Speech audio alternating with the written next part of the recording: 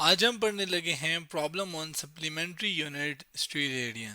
यानी कि supplementary unit जिसमें एक यूनिट स्टीरेडियन था, उससे रिलेटेड प्रॉब्लम को सॉल्व करना है आज हमने। प्रॉब्लम क्या है ये बात मैं आपको, या प्रॉब्लम को मैं लिख कर ले आया हूँ। इसको पढ़ते हैं, समझते हैं, सॉल्व करते हैं। A spherical sphere subtended a solid angle of 0.5 SR at the centre of a sphere of radius 2 metre. Find the area of the sphere, sorry find the area of surface. सवाल क्या है कि एक spherical surface है, यानी कि एक ball जैसी एक सरफेस है, लेकिन उसमें छोटे से हिस्से की बात हो रही है। जैसे ये छोटा सा एक पैच जो कि एक एंगल बना रही है, यानी एक छोटा सा ये जो पैच है बॉल के ऊपर एक अब जो बनता है, जिसको मैं अगर ड्रॉ करूँ ये वाला, तो ये आपके पास कितना है 0.5 स्टीरेडियन। और ये किधर बनता है? सेंटर, एक सफ़ेद एक बॉल जैसी शक्ल जो होती है उसके सेंटर के ऊपर बना है, यानी ये सेंटर के लिहाज से ये देख रहे हैं। और ये जो सफ़ेयर है यानी बॉल जैसी शक्ल है, ये इसका जो रेडियस है वो कितना है हमारे पास, वो हमें गिवन है और वो है 2 मीटर। सवाल ये कि आपने इस छोटा सा जो पैच है इसका जो सरफेस एरिया बनता है ये मालूम करना है। इस चीज़ को मैं आपको एक 3D एनिमेशन से भी दिखाता हूँ। ये एक मॉडल है या आप कह रहे एनिमेशन है, zero lays dot github dot I O. यहाँ पर आपके पास एक बॉल जैसी शक्ल है, देखें ये बॉल जैसी होती है। इसके अंदर आपको ये जो नज़र आ रहा है ये बिल्कुल उसी तरह का एक छोटा सा पैच है, एक एरिया है। और इस एरिया को हमने निकालना है जो सरफेस के ऊपर बनता है। और ये जो इसके अंदर एक एंगल बनता है जो कि 3 डायमेंशन एंगल होगा, वो स्टीरेडियन कहलाता है। क्योंकि यहाँ पर वैल्यूज़ की बात हो रही है और वैल्यू ही निकालनी है एरिया की, तो यहाँ पर ये क्या हुआ, एक न्यूमेरिकल प्रॉब्लम, यानी न्यूमेरिकल वैल्यू न्यूमेरिकल नंबर्स के ऊपर बात हो रही है, तो ये एक न्यूमेरिकल प्रॉब्लम है। हमें मालूम क्या है, जैसे मैंने कहा ये जो एंगल होता है, ये जो एक बॉल जैसी सफ़ेद जैसी चीज़ के अंदर बनता है, इसको हम सॉलिड एंगल कहते हैं, यहाँ पर लिखा हुआ भी है।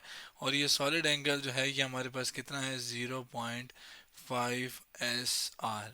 याद रखिएगा एस आर क्या है, स्टीरेडियन। और ये स्टीरेडियन एंगल का नाम नहीं है, असल में ये जो सॉलिड एंगल है ये जिस यूनिट में, जिस पैमाइश में नापा जाता है उसको हम क्या कहते हैं, स्टीरेडियन। यानी ये यूनिट है किसका, इस सॉलिड एंगल का।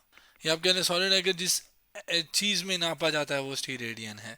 जबकि अगर हम बात करें आगे और क्या गिवन है, हमें रेडियस गिवन है, इस सफ़ेयर बॉल का रेडियस कितना है हमें, जो कि हम आर से रिप्रेजेंट करेंगे, आर जो कि यहाँ लिख दिया। और वो गिवन है हमारे पास 2 मीटर।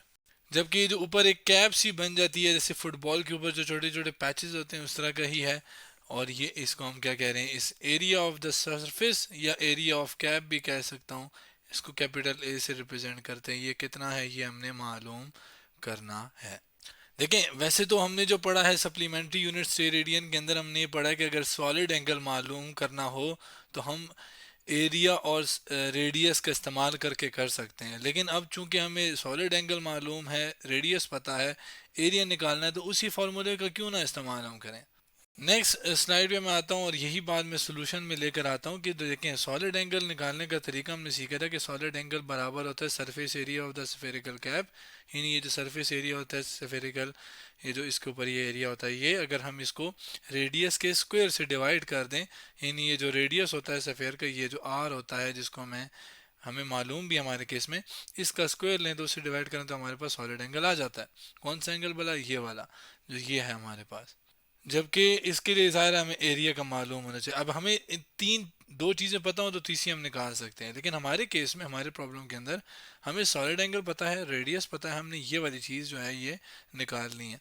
तो क्यों ना हम इसको उधर ले जाएं और ये अकेला रह जाएगा तो हम इसको कैलकुलेट कर लेंगे।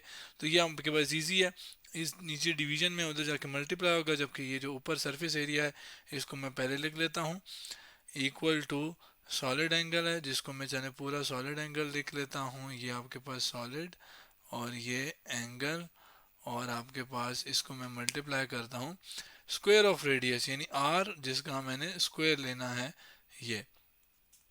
अब सॉलिड एंगल क्या है, सॉलिड एंगल की वैल्यू हमें मालूम है और वो कितनी है, वो है 0.5 एस आर।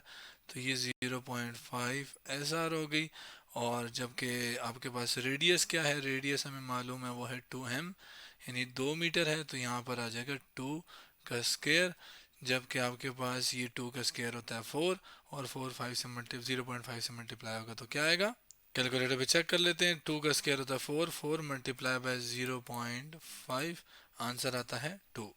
तो ये 2 आ गया और साथ मीटर स्क्वायर हो गया, क्योंकि ये इधर आर की वैल्यू 2 मीटर थी, स्क्वायर उसका भी होगा तो 2 मीटर स्क्वायर, और एरिया का यूनिट भी मीटर स्क्वायर ही होता है। तो ये वो एरिया है जो कि इस कैप का है, इस सरफेस का है, जिसके अक्रॉस कौन सा एंगल बनता है, सॉलिड एंगल 0.5, कौन से स्फेयर में, जिसका रेडियस 2 मीटर है।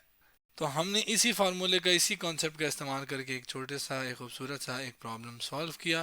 तो आज हमने क्या किया, प्रॉब्लम ऑन सप्लीमेंट्री यूनिट्स स्टीरेडियन के बारे में बात की।